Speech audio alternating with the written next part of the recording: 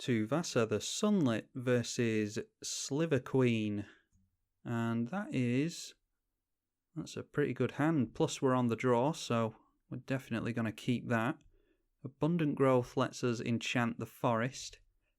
And that will turn it into a land that draws for any card. For a land that taps for any colour and it cantrips. So yeah, I think we can get into that. Oh, Utopia Sprawl though. Choose a colour. Would we rather go for... We'll get down Abundant Growth. I don't think it really matters. And then that cantrips, as we already mentioned, and we get into O-Ring. I think we're getting down Argothian Enchantress next turn. And then maybe into Oblivion Ring. Depends entirely on what our opponent is going for here. Praetor's Grasp. Search your opponent's library for a card and exile it face down. You may look at and play that card for as long as it remains exiled. They are in Wooburg, so something tells me that this isn't a Sliver Queen deck or a Sliver Tribal deck. This is most likely just in there for the Wooburg, and they're going for a different tactic entirely. So why don't we go for that? Arid Mesa can get us into Tundra. Do we want Tundra? We've got a lot of green in hand. Yeah, why don't we just go for Savannah instead? And then we can get down Argothian Enchantress. And then from that point on, anything that we play that is an enchantment will draw us a card. We do have Viduran Enchantress as well for the exact same thing. And then of course our commander, whenever we cast the first enchantment spell on each of our turns, we draw a card. And then it gets a +1/+1 buff per enchantment we get into. Our opponent is just on the massive ramp plan. They're down to 4 cards in hand and they are ramping like crazy. Turn 3 and they have 2, 4, 6, 8 mana. Greater Auramancy is tempting. Mirage Mirror, become a copy of a target artifact, creature, enchantment. I don't know if they're just trying to get Wooburg into Sliver Queen and dump a load of mana into getting Sliver tokens. I'm not sure what the plan is there. I think we want to try and get... Yeah, we'll try and get a land off Mirari's Guile, or Miri's Guile. That'll draw us a card. Well, that's a land. Not necessarily the land we want, but it is a land nonetheless. We'll go for Utopia Sprawl in that case, and that can go on here. We'll draw us into another land. Again, not the one we want. We'll let that tap for blue as well. Get down Temple of the False God and put the Fear of Death in our opponent by swinging in with our 0/1. And then pass the turn back over. Yeah, like I said in the previous game, our opponent just seems to be, or in the previous turn, our opponent seems to be just concentrating on ramping and getting into Wooburg. So I do wonder if their plan... Well, they're keeping cards in their hand, even though they're doing all this good stuff. There are to 3 cards now. And yeah, like I said, I just wonder if this isn't necessarily a Sliver Tribal deck. They're just after ramping like crazy and dumping all their mana into Sliver Queen. Problem is, if they get Sliver Queen down, which they can next turn, we can Oblivion Ring that, but they can create a lot of Sliver tokens at instant speed. Mystical Tutor will let us get into counter magic. So why don't we go for Mystical Tutor here? And then we're just going to have to go for Greater Auramancy. And then we can... yeah, we can get into something with Mystical Tutor if we want to. But I don't see us doing that. Okay, Time Spiral is... yeah, Mystical Tutor won't help us here, I don't think. We shuffle our hand and graveyard into our library, then draw 7, so we couldn't stack the top of our library anyway. So this is interesting. Our opponent now has 2, 4, and 5 mana, 4 of which is colourless. Oh, but does Time Spiral untap lands? Right, okay, so that's interesting. We at least get into some lands that we were in desperate need of. Okay, Gamble. This must be some kind of combo deck, surely. They're after something very specific by the looks of it. Maybe Storm or something like that. We haven't seen any Storm decks. Pore over the pages is draw 3 cards, untap 2 lands, and discard a card for 5 mana.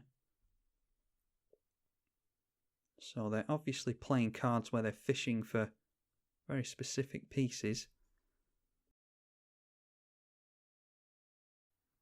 Well, I think land tax is worth going for. Corsair of Krufix is back on top.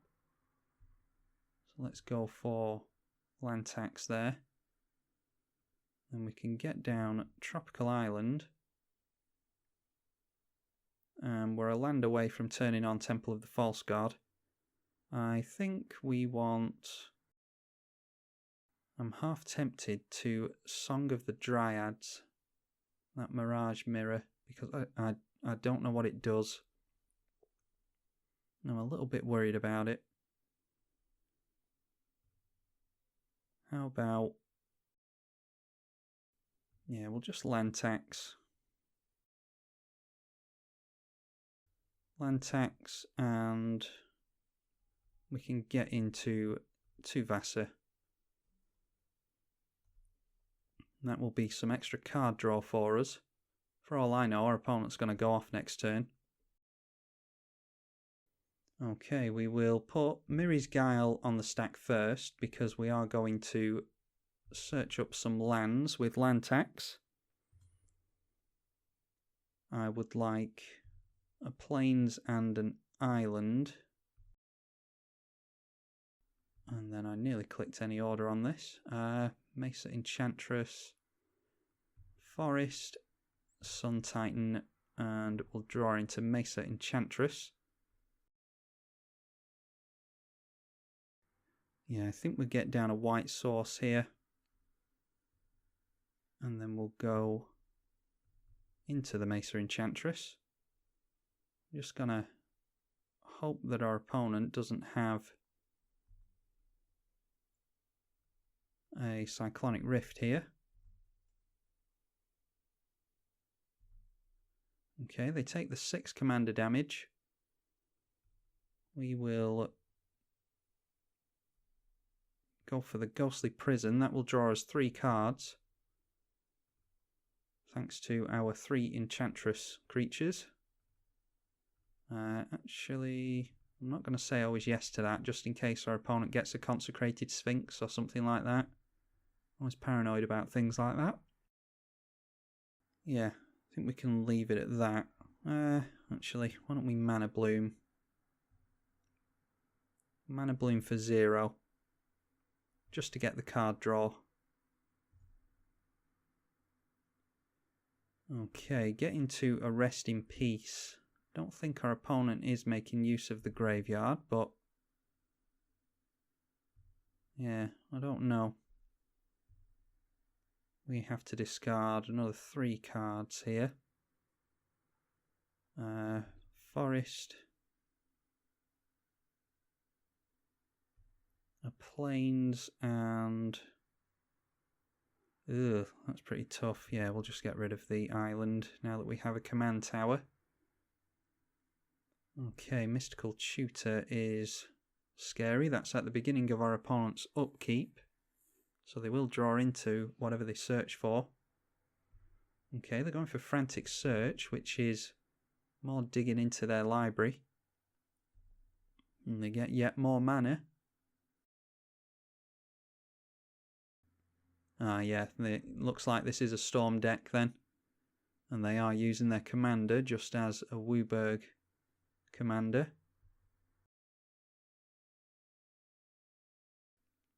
Mirage Mirror becomes a copy of the 1,000-Year Storm, so I am perhaps going to regret not using Song of the Dryads on that like I thought I should. But we'll see our opponent go off here maybe. They get a couple of copies of Frantic Search here. And this will up their storm count. 1,000-Year Storm is a 6-mana Esper enchantment.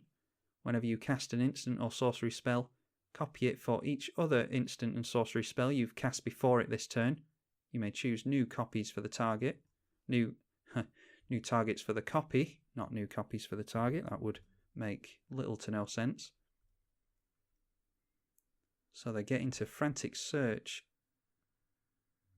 3 times here.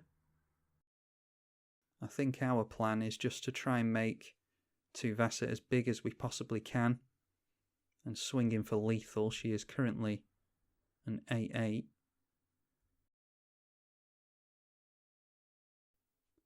Ooh, Mirari's Wake. Yeah, that's going to give them a lot more mana. Hopefully they don't have many more instants and sorceries. 2 cards left in hand. They're going for Praetor's Grasp again. They get to search up a lot of cards from our library. They do have to pay for the card though, as far as I'm aware. You may look and play that card for as long as it remains exiled. Yeah, they don't get to do it for free. And do we get to look at what they exile? No, it's exiled face down, as is typical in black. And then they get another couple of copies of Praetor's Grasp. Alright, our opponent has exiled 4 cards from our library. Oh, I think they got themselves a Wooded Foothills from our... Okay, and they've taken our exploration, so maybe their whole deck is based around stealing your opponent's stuff and using their own tactics against them to win the game. Looks like they're just concentrating on using the spells that they've taken from us here. They only have 1 card left in hand. Okay, and their own Mirari's Wake. That means that all their creatures will get +2/+2 and their lands tap for 3 mana. And Wargate is not one of ours, that is theirs, and they get to search for a lot of things that cost 6 or less, so they can pretty much do whatever they want here, and this is a really interesting game. Really interesting deck by our opponent. And I do regret not getting rid of the Mirage Mirror as soon as it came down. We could have used Song of the Dryads on that, but it didn't look like our opponent had a whole lot going on, but we were right to assume that they did in fact have quite a lot going on. We need to deal 15 damage, commander damage to our opponent. And I don't know if we can do that or not. And yeah, this is the one I thought it was, so they can just turn our commander into a 0/3 with no abilities, which they will most likely do. And then they get to search for 4 more permanents in their library that cost 6 or less and put them straight onto the battlefield. So this has gone from a deck that just ramps out like crazy, steals your stuff, gets out Planeswalkers by the looks of it. Yeah, not sure what exactly this deck wants to do, but it's obviously some kind of combo storm deck of some sort. I mean, I've no idea. It's a cool deck, don't get me wrong, I just don't know what exactly they want to do other than gain loads of value, which they are doing successfully.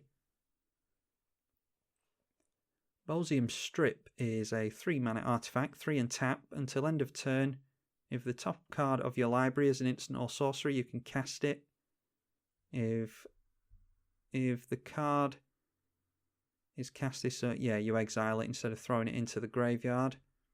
You get a treasure token there, as well as Chromatic Lantern. I think they are a ways away from needing Chromatic Lantern. We still have a card in exile, that's noteworthy. And they still have plenty of mana left thanks to the Urborg. Yeah, they're just having a look on top of their library. Do they just look at it? Yeah, so they don't have to reveal it or anything like that.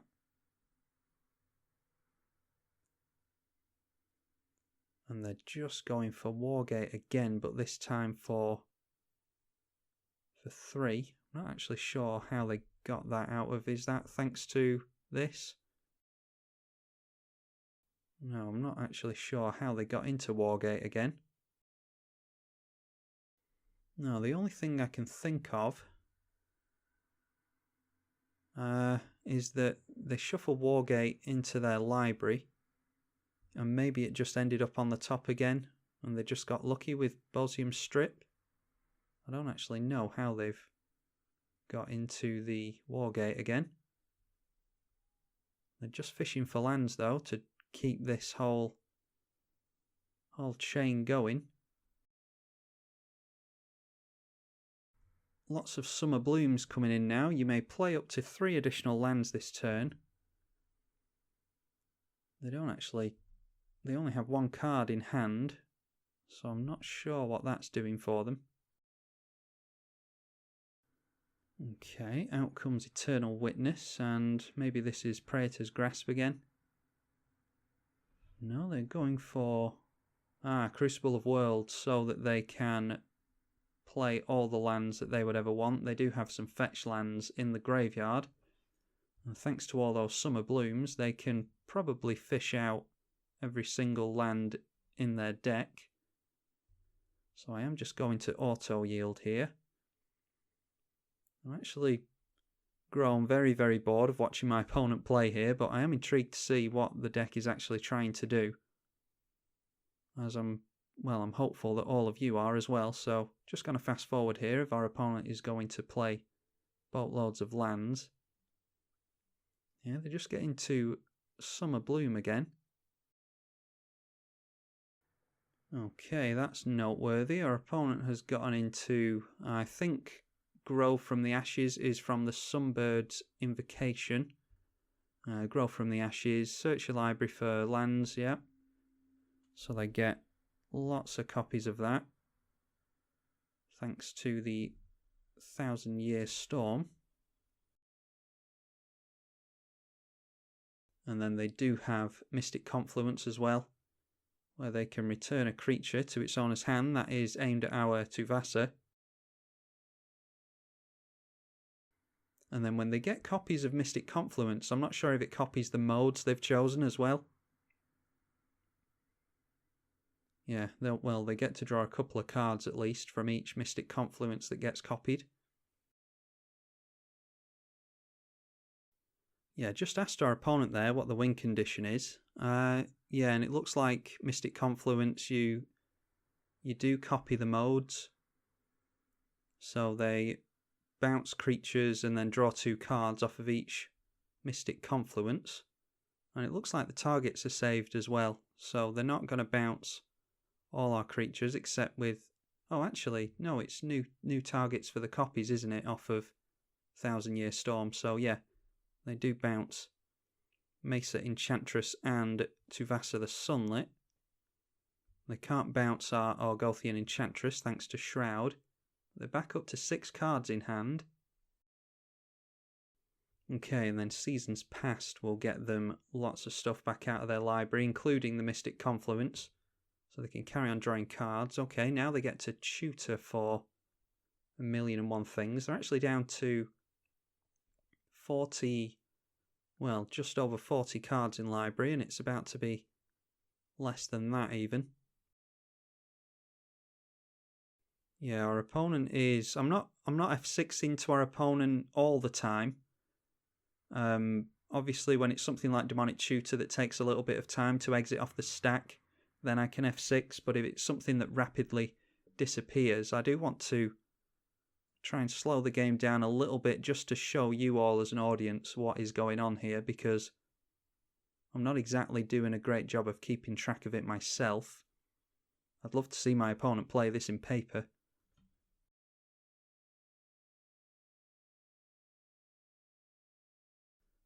Alright, they're up to 26 cards in hand, most of which is from Demonic Tutor, and now they're going to fish back pretty much everything from their graveyard, thanks to Seasons Past. 24 cards left in the deck, and they're up to 34, 36 cards in hand. The rest of these Seasons Past cards will trigger. Will not trigger, they will fizzle, is the word I was looking for there. Yeah, I'm just going to put the chat over here because I keep flicking over to the chat to see if my opponent's actually shedding some light on what it is that they're doing. We do have a spectator in here as well. I don't know if that is a friend of who's running this deck, or yeah, I don't know what the script is there, but we do have a spectator in the game. Just playing a bunch of lands from hand now, thanks to the Blossom card, the sorcery that lets you play 3 additional lands a turn. They obviously, I think they could draw into every land in their deck and play them out this turn. 25 cards left in the library and 27 cards in hand, all the mana they could ever want thanks to the Mirari's Wake they've stolen from us and their own Mirari's Wake. And then, yeah, Praetor's Grasp. So this copies, yeah, 22 copies of Praetor's Grasp. Yeah, I don't know if they have enough Praetor's Grasps to completely deck us, but they might be able to fish Praetor's Grasp back out of the graveyard again with an E-Witness or something like that. We have our Eternal Witness in hand, so they can't use ours. Alright, our opponent doesn't seem to be just randomly picking cards out of our library, which you would think they would do if they were trying to deck us with Praetor's Grasp. Down to 4 minutes and 20 seconds now. I hope that I can edit this game down somewhat so that it's not just us looking at a blank screen the whole video. So if they're specifically, now that I think about it, maybe they are just picking random cards out of our library to deck us and Modo is just fighting against them, because sometimes you'll select a card and it'll take, sometimes it takes a while to actually click the card that you're actually clicking on, if you know what I mean. You'll click the card and it'll highlight a couple of seconds later, and in situations like this, that can be really bad for your opponent. They are now down to they're down to 3 minutes 20. And the individual who is spectating has said that it would be a shame to lose on time, and that it certainly would. It's been an interesting game nonetheless, and make no bones about it, our opponent has well and truly beaten us here. While I'm sat here waiting for my opponent to do his thing, I am just going to use a bit of shameless self-promotion, which I actually never do in the chat, but I'm bored.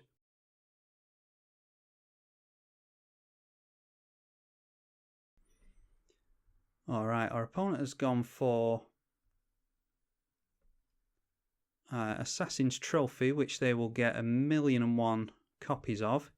We're just going to hit no to all of these, just for the sake of it, and try and save some of our opponent's clock. Looks like, yeah, it depends really on what your opponent's running. If this is the tactic,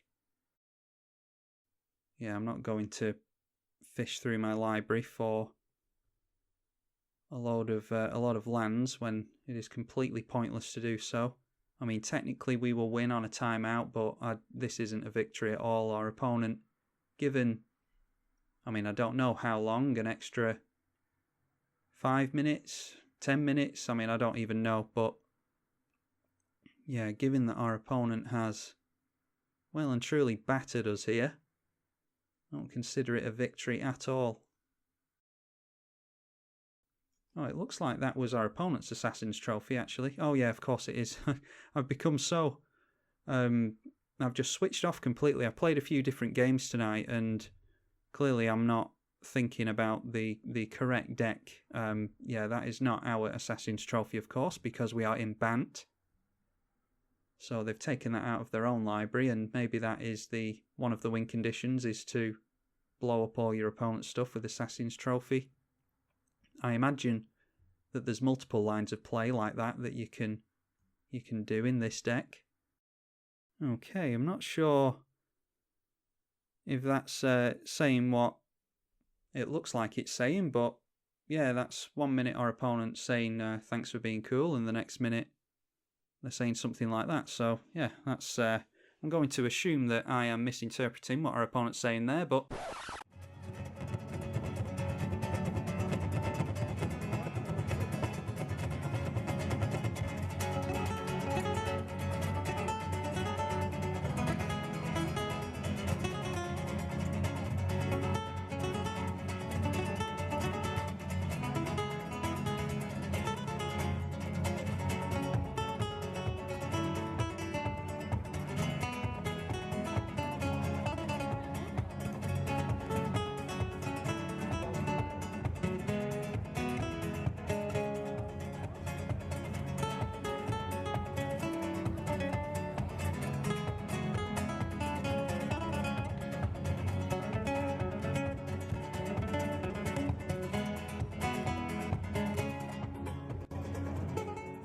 that was a crazy game, and I'm not sure what the exact win condition was, but yeah, they beat us fair and square. Whatever the win condition was, they just ramped out a hell of a lot.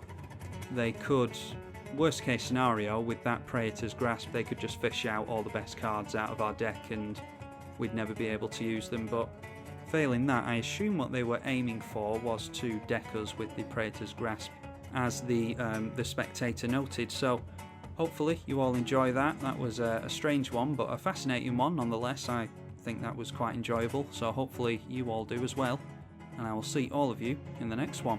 I'm Tribalkai on the EDH channel. Thank you for watching.